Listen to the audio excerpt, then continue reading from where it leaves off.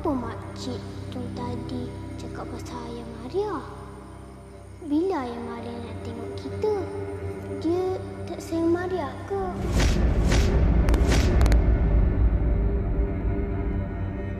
Nanti Maria dah besar, Maria nak cari Ayah.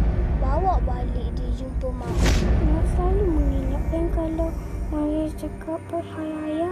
Kenapa, Mak? Di satu rogol Zia tu dia ambil darah pun tak ada ayat. Lepas kejadian tu Azia mengandung Maksum. Tu Maria membesar depan mata kita hari-hari. Azia pandang mata Maria. Macam mana Azia nak lupakan?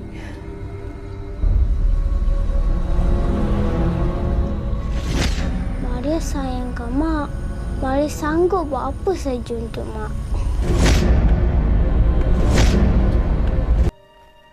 Taklah Maksum. Azia tak boleh lupa kejadian tu. Dah terlalu lama dah. Kau kena lepaskanlah, Zia. Dah terlalu lama. Kau cakap kau tak berdendam dengan Ishak. Tapi kau tak pernah lupa perbuatan dia macam mana? Kalau kau lepaskan, kau lupakan, baru kau boleh pergi jauh. Baru boleh ke depan. Anak kau, Maria, dah besar. Sesudahlah tu. Aku takut rasa dendam tu sebenarnya dah mengalir dalam Maria.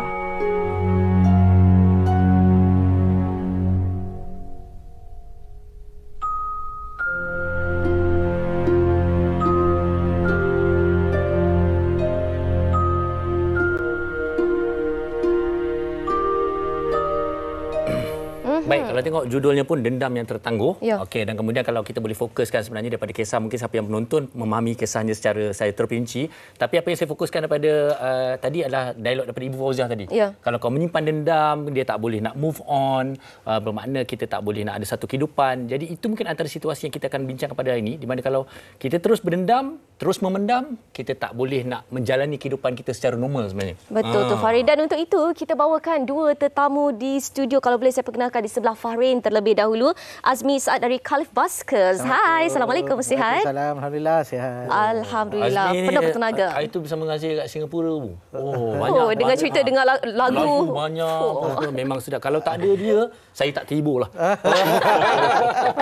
Dan di sebelah kanan pula kita bersama dengan Coach Faizul Naim Ishak, ataupun lebih mesra kita panggil sebagai Coach, sebagai perunding pembangunan potensi diri. Assalamualaikum Coach. Sihat ya? Terima kasih kerana sudi memanggil sekali lagi. Ya, nampak banyak yang dipendamkan untuk diluahkan berkongsi dengan kita ilmu sebenarnya. InsyaAllah. Memendam ilmu ni.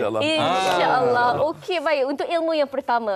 Okey, Coach, kalau boleh saya tujukan kepada Coach terlebih dahulu. Pendam menjadi dendam. Tapi apa yang boleh kita faham tentang perasaan pendam itu sendiri? Coach, silakan. Bila menyebut tentang manusia ni dia tak suka kalau hati dia sakit. Dia tak suka. Jadi mekanisme memendam ini adalah satu mekanisme bagi menangani isu-isu, menangani situasi-situasi yang sukar. Yang mana kalau kita lihat pendam ni nampak macam cerdik, orang kata. Sebab apa? Sebab nak elak konfrontasi, nak elak kekecewaan. Tapi ramai yang tak sedar, rupa-rupanya bila dia pendam, dia akan bagi kesan yang negatif kepada fizikal. Kesan yang negatif kepada emosi.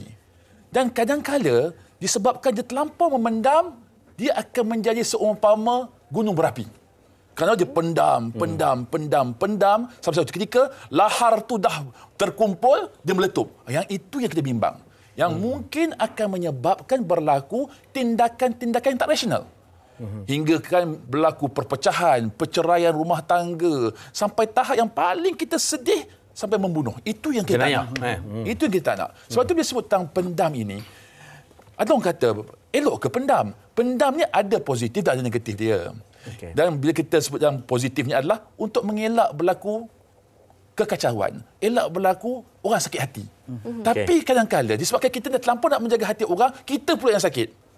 Itu yang kadang-kadang kita kena apa? Kena urus. Yang penting bukan kita pendam. Yang penting urus emosi. Itu yang terbaik. Okey, satu muka yang cukup cantik tu, mengurus emosi. Kita sebagai manusia memang itulah satu keadaan dia. Okey, tapi Azmi, Azmi kalau adalah satu-satu situasi, macam mana Azmi nak uruskan emosi itu? Katalah, ini aku kena lawan balik. ini aku kena cerita dekat kawan baik ataupun ini aku simpan aja sabar redha. Lepas tu hati sendiri sakit. Macam mana, Mi?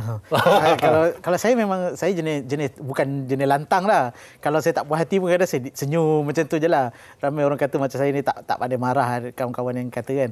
Tapi baliknya memang orang rumah jadi mangsa lah.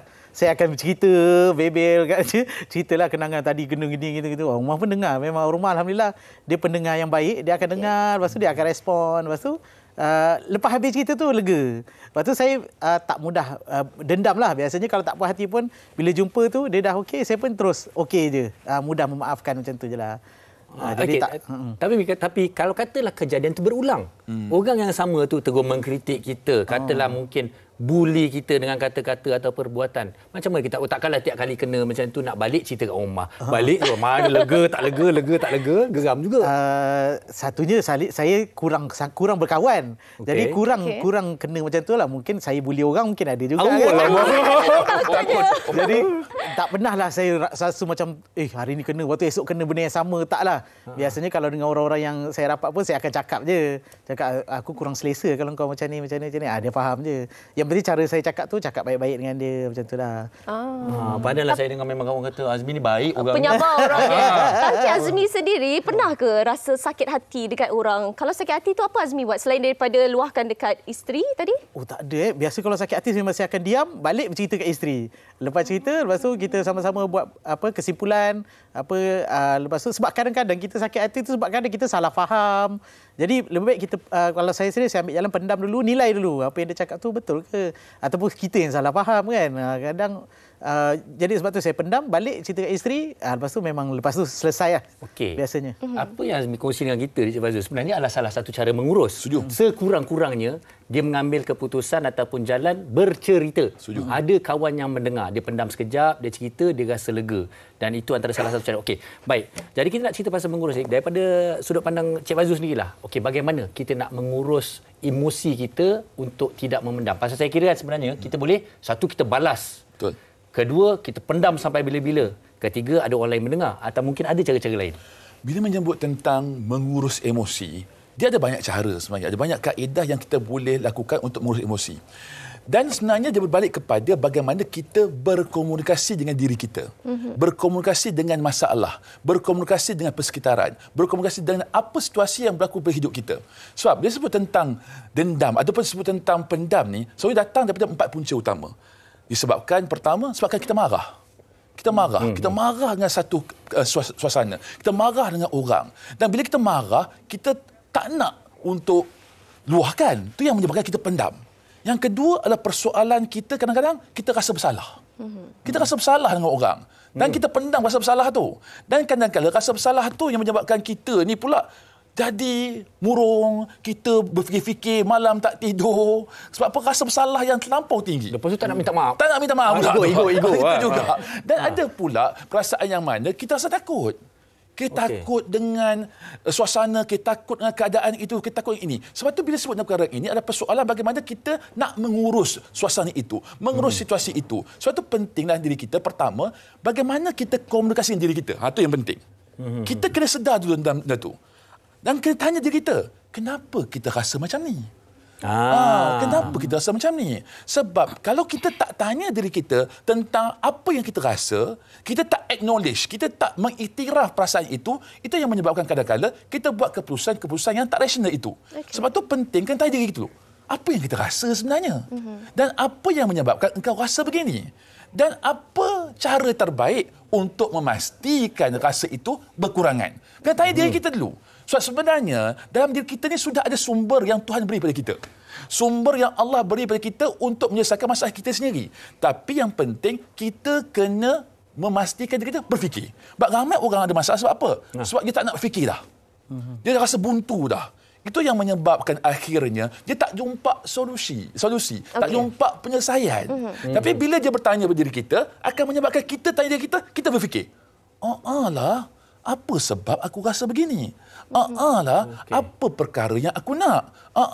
Apa yang aku patut buat? Itu persoalan yang penting kena tanya diri kita. Dan kalaulah perkara yang berbangkit itu membabitkan orang lain. Ini satu perkara lagi. Betul. Contoh, membabitkan kawan kita, membabitkan isteri kita, membabitkan mungkin persekitaran kita, bos kita.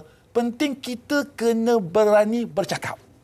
Berani untuk bertanya, berani untuk keluarkan pandangan. Sebab kadang-kala bukannya orang tu tak mau selesai masalah tu. Kita yang tak mau selesai masalah tu. Kadang-kadang kita hadapi dengan orang lain, kita sangka bahawa orang tu ada masalah dengan kita. Tapi sebenarnya kita yang bersangka-sangka tu. Sebab tu yang penting adalah cakap. Tanya. Luar. Sebab kalau kita tak bercakap, kita tak berkomunikasi, orang pun tak tahu kita ada masalah. Betul. Kadang-kadang kita ada masalah dengan bos kita kan. Kita ada masalah dengan bos kita, tapi sebenarnya bos tak rasa pun ada masalah. Kerana bagi dia itu mungkin kaedah dia memberikan arahan, kaedah dia untuk memberikan kerja. Mungkin kita yang tak selesa. Jadi kita cakap dengan bos, kalau boleh cakap bos, jangan tinggikan suara. Kalau bos, kalau bagi arahan, bos bagilah detail sikit. Bos bagi arahan, bagilah keadaan yang beradab. So bila cakap macam tu, baru bos sedar, oh rupanya ada masalah cara aku. Tapi kalau kita cakap, yakin percaya, bos tu akan terus bercakap benda yang sama, kaedah yang sama.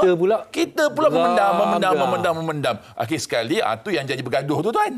Bergaduh, lepas tu kena buat kerja. Betul. Ini adalah komunikasi lah maksudnya. Betul, komunikasi. Okey, baik. Sebelum kita teruskan perbincangan, kita nak raikan juga ramai yang memendam ni rakan kita di Facebook. kita Antaranya, saya jumpa ni daripada Mazia J. Katanya memendam itu bahaya. Takut memakan diri. Kalau boleh luahkan sama ada dengan orang yang kita percayai dan utama kita luahkan pada yang maha mendengar. Maksudnya Allah yang satu lah. Itu satu lagi daripada Fahrin. Okey, saya nak Puan Alijah kita. Puan Alijah ni selalu setia dengan kita ni. Kita bacakan juga. Assalamualaikum Fahrin dan Syirah. Salam kru WChat. Okey. Tiada rasa pendam hingga jadi dendam. Moga tiada rasa pendam hingga jadi dendam. Hidup pinjaman yang sekejap saja. Buat apalah nak pendam hingga jadi dendam. Lapang dada sentiasa memaafkan orang lain. Itu yang terbaik. Ada satu lagi. Okey, betul. Dan kita nak kongsikan juga satu lagi daripada Nurul Atilia. Katanya bila pendam akan rasa sakit, bila luah kadang orang tak boleh terima. Saya lebih suka memilih luahkan asalkan hati ni rasa lega. Terima kasih untuk komen-komen kita di Facebook. Okey, baik. Cerita pasal pendam ni, dalam TikTok pun ramai juga orang yang memendam katanya. Jadi kita saksikan. Tengok. Pendam is very dangerous, Very dangerous for our mental health. Jika perasaan pendam itu berat sangat, you will not be you. Trust me. In fact, you slowly akan jadi hipokrit. Berapa banyak you pura-pura baik dengan orang yang you tak suka dan terlalu baik jaga hati dan perasaan orang, and end up you biarkan je all the negative thing masuk dengan senang. Disebabkan you nak nampak cool dan you pendam terlalu lama kelamaan boleh jadi depresi. Sometimes kita patut meluah. Doesn't mean that kita hanya boleh meluah kepada manusia saja, tetapi kita juga boleh meluah kepada Allah Subhanahu Wa Taala.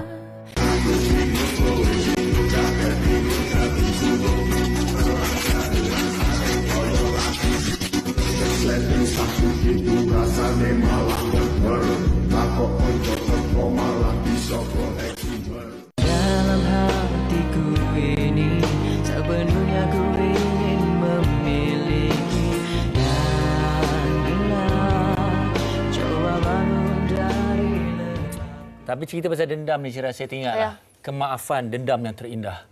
Siapa lakonannya tu? Tapi saya tak boleh janji. Saya ingat lagu tu daripada Aisyah tu. Okey. Tapi sedikit saya nak ulang balik daripada apa yang Cik Mazul cakap tadi. Sebenarnya ada beberapa struktur lah. Maknanya kita kena tanya diri kita. Betul. Kenapa aku rasa macam ni? Dan kemudian kita kena tanya dia kenapa aku rasa macam ni, dan kemudian apa yang kita boleh lakukan dengan apa yang kita rasa tu dan punca-punca dan sebagainya. Kita kena mulakan. Kalau tak mulakan dengan soalan tu, sampai bila-bila kita tak tahu sebenarnya. Sampai bila-bila pun kita doakan orang tu begitulah keadaannya sebab tak ada komunikasi. Betul. Kalau macam tu saya nak tanya kepada Azmi supaya ada komunikasi di situ. Azmi, kita lihat Azmi ni orang yang penyabar, sebagaimana yang Azmi cakap tadi, penyabar, orang yang memaafkan. Akan tetapi adakah Azmi ni terlalu pemaaf sehingga tak ada ruang untuk Azmi rasa marah ataupun rasa tak puas hati atau macam mana? Saya akan cakap juga, tapi biasanya saya akan biar dulu, balik saya cerita dulu dengan isteri, lepas tu minta pendapat dia apa yang patut saya cakap. Lepas tu saya akan cakap juga. Cuma kalau benda-benda tu yang tak penting, biasanya saya akan biar je lah. Sebab kadang-kadang bila berkawan ataupun berhubungan dengan orang kan masing-masing ada cara masing-masing kan. Dia dah dididik dengan cara yang macam ni, kita dah macam ni. Jadi bila berkawan kita kena terimalah orang ni dia dah biasa macam ni, orang ni biasa macam ni. Jadi kita boleh biarkan, kita biarkanlah. Tapi kalau melibatkan macam kerja ataupun melibatkan hubungan yang kita nak, esok kita nak berkawan dengan dia lagi, benda yang patut kita cakap, biasanya saya akan cakap juga. Tapi saya memang akan cakap baik-baik lah. Biasanya saya akan voice note. Orang rumah selalu akan dengar lah. Saya akan voice note, waktu saya cakap, saya padam. Sebab saya rasa macam, macam tak sedap pula ayat tu. Okey, lain sekali. Sampai 5 kali rasa ayat dah sedap baru hantar. Dia tak sempat hantar, kita cancel kan. Tak sempat hantar, cancel. Biasanya memang macam tu lah. Saya akan susun ayat tu baik-baik lah. Saya suka ada orang kata, jangan sebelum kita nak luahkan pesan, aku nak cakap ni, tapi kau jangan kecil hati. Biasanya kalau keluar ayat macam tu, mesti akan kecil hati. Lebih baik kita susun je ayat elok-elok. Betul. Kalau macam Syirah dia lain, dia type banyak kali dia padam. Sama juga. Syirah duk typing dekat WhatsApp tu. Sedap tak baca balik kan? Tak nak kecil kata. Okey, tapi itu kalau dengan dalam okey, saya nak tanya pada Azmi sini, dalam situasi macam mana sebenarnya Azmi akan akhirnya ambil keputusan, aku kena cakap ni. Kalau tak cakap tak boleh. Contoh situasi lah makin dalam pekerjaan. Biasanya kerja lah. Kalau dalam kali basker misalnya kan ada benda yang kita tak puas hati. Selalunya saya ni mudah bercakap kalau melibatkan orang lain. Maknanya kenapa orang ni tak dapat apa yang sepatutnya dia dapat. Contohnya tu kan. Payment biasanya adil je. Payment adil. Biasa macam itulah, macam gaji kru ke misalnya kan. Contohnya mungkin bukanlah niat dia orang tak nak bagi, tapi terlepas pandang benda tu. Jadi saya akan cakap, bila kita cakap nanti adalah mungkin kecil hati sikit ke apa benda ke kan. Jadi biasanya bila saya bercakap tu memang kita akan ready lah. Kita akan ready situasi itu. Sebab kita kenal kawan-kawan kita kan. Kita akan tahu, kalau aku cakap ni, yang ni mesti akan berbunyi. Yang ni, kita kena ready dan kita, bila kita dah kenal kan, kita boleh handle lah benda tu. Okey, baik. Saya pernah mengalami satu situasi memang okey, ini mak cakap pasal positif je kita dengar ni kan. Tapi pernah tak melalui satu situasi memang kira ada satu situasi perdebatan, pertengkaran yang sampai menengking-nengking, meninggi suara, dan kalau dalam keadaan macam tu pula apa yang Azmi akan buat? Biasanya memang saya akan bercakap, saya akan setakat ni dalam orang-orang yang saya bekerja ataupun yang saya berurusan, biasanya memang dia orang boleh terima apa yang saya cakap lah. Biasanya memang saya akan luahkan juga apa yang saya cakap. Tapi macam saya katalah, saya akan susun ayat tu elok-elok macam tu lah. Tapi marah pun marah juga lah. Pernah menengking jugalah. Tapi ayat tu tak ada sampai menghina macam tu kan. Saya akan cakap benda yang betul tapi nada yang tinggi. Tegas. Okey, faham. Kata kuncinya tadi juga adalah komunikasi. Kalau kita bercakap mengenai komunikasi ini, ada orang yang tak pandai nak komunikasi. Mereka tak pandai nak luahkan perasaan. Jadi, tapi depan-depan tak pandai luah perasaan, tapi dekat belakang, dekat social media, caps lock status. Betul. Betul ke tak cara untuk kita luah? Adakah itu satu medium untuk kita luahkan perasaan sebenarnya? Luah kat social media. Habis lepas semua orang yang berkenaan baca. pun baca. Jadi bertambah huru-hara. Okey, bila menyebut balik, saya suka tadi dengan Tuan Azmi sebut tadi. Apa-apa perkara yang bangkit, dia hubungi isteri, dia bercakap dengan isteri. Ini yang namakan sebagai sistem sokongan. Sebab apa? Bila sahaja kita ni ada sistem sokongan yang baik. Tak kira sistem sokongan seperti dia. Mungkin kita punya isteri, mungkin kita punya suami, mungkin kita punya kawan, mungkin kita punya mak, ayah. Dan sistem sokongan ini penting untuk membantu kita. Kerana mereka ni memahami kita. Mereka memahami kita. Dan mereka faham kita, mereka tahu kita. Dan apabila kita meluahkan mereka, mereka akan bagi feedback yang baik. Dan sebab itu sebagai seorang individu yang mana mungkin menghadapi situasi-situasi sukar, yang mana kena marah, mungkin sedih, letih, bimbang sebagainya, pertama sekali berbalik ke sistem sokongan itu juga. Mana mungkin kalau kita ada isteri yang baik, kita ada kawan yang baik, kita cerita benda ni. Bagi saya ini satu kaedah yang amat bagus. So komunikasi dengan cara apa? Dengan beri kepada orang yang kita percaya.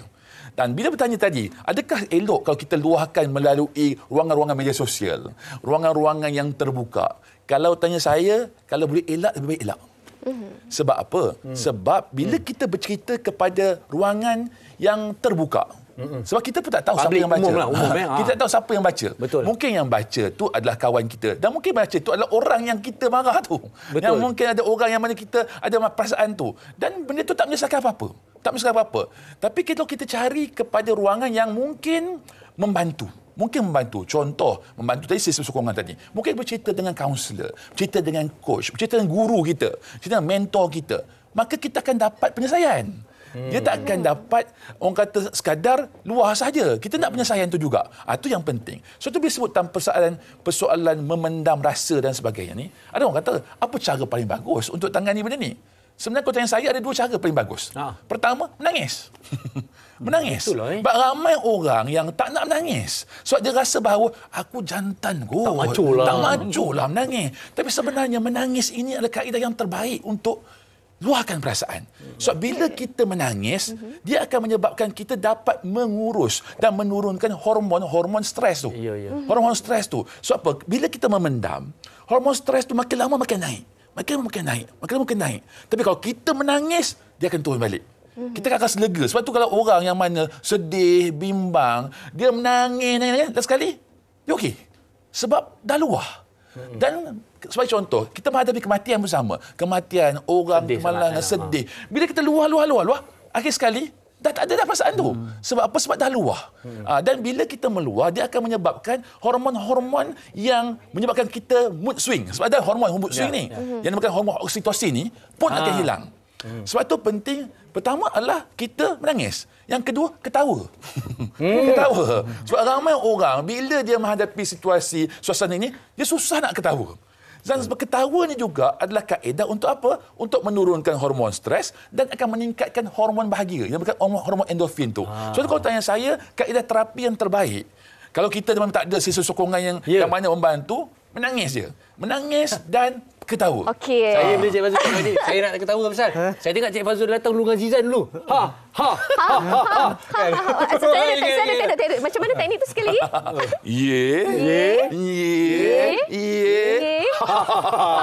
Betul. Tenang. Saya ingat hari ni kita buat senaman menangis. Jangan. Awak jangan. Okey, baik. Kita ada tentang komen di Facebook juga. memendam, Sebut tentang memendam ini juga daripada Cik Coffee. Mungkin ini peminat kopi.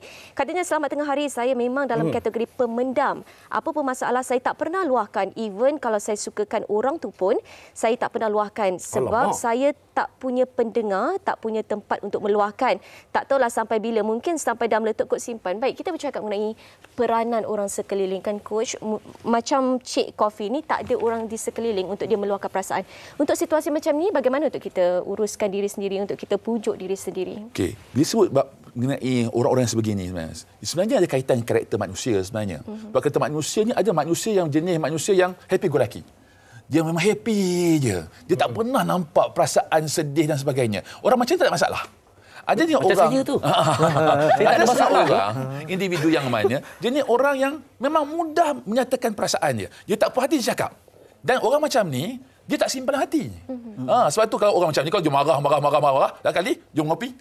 Dia mengetih. Sebab tak ada perasaan dah. Macam tak ada apa dah. Tak ada apa-apa dah. Tapi ada setengah orang yang mana, dia jadi manusia yang susah nak berinteraksi dengan orang. Introvert. Susah, yang dia sebagai introvert ni. Susah bukan dengan orang. Yang ini menyebabkan dia mungkin dia punya jaringan, sistem sokongannya terhad. Sebab tu orang macam dia perlu buat apa? Yang macam saya kata tadi, pertama mungkin dia boleh menangis dan juga ketawa. Dan dia boleh buat aktiviti-aktiviti lain. Contoh, aktivitinya mungkin dia boleh menulis. Ceritakan dalam dia punya diary tentang perkara yang berlaku pada diri dia. Itu juga kaedah meluah. Dan meluahnya bukan sekadar meluah pada orang, meluah pada diary pun boleh, meluah kepada blog pun boleh, meluah kepada Facebook boleh. Cuma kalau Facebook tu janganlah public kan. Jangan public kan. Sebab untuk kita baca sahaja. Okay. Dia boleh juga buat aktiviti-aktiviti lain, contohnya bersenam, bersukan. Sebab benda-benda ini akan menyebabkan perasaan ini boleh dialihkan. Sebab perasaan ini adalah tenaga, energi. Energi. Dan energi tak hilang. Tenaga tak hilang. Kalau kita belajar zaman dulu pun, hukum tekanan pun dia tak hilang. Kita belajar dulu. Tapi apa yang boleh adalah dia boleh berubah rupa. Berubah rupa. Distraction. Berubah rupa. Daripada tenaga itu adalah tenaga-tenaga yang menekan, tenaga negatif, kita nak alihkan pada positif. Tenaga-tenaga yang mana mungkin membara geramnya kepada keletihan. Sebagai contoh. So, benda-benda ini nanti akan menyebabkan kita rasa lebih lega, tenang. So, untuk orang macam ni, saya nasihatnya adalah cari aktiviti, buat aktiviti, keluar. Sebab dirinya kena berubah. Dan berubah ada 3 cara. Pertama, dengan tambah ilmu. Itu penting. Tambah ilmu. Sebab apa? Bila kita ni ada ilmu, kita tahu nak kendalikan. Kita tahu nak urus. Kedua, tambah kawan. Sebab kawan ini akan menyebabkan kita dapat cara pandang baru. Sebab kadang-kadang kita rasa kita je yang ada masalah. Rupanya banyak lagi orang lain yang ada masalah. Betul. Dan orang lain boleh hadapi masalah itu dengan baik. Dan kita belajar dengan dia. Macam mana ada masalah itu. Dan yang ketiga, buat aktiviti baru. InsyaAllah, hidupnya akan lebih bahagia. Okey, baik. Kadang kita dengar lagu Khalif Basker semua Betul. Saya dengar lagu Khalif Basker. Dengar lagu dia memang terasalah hati. Okey.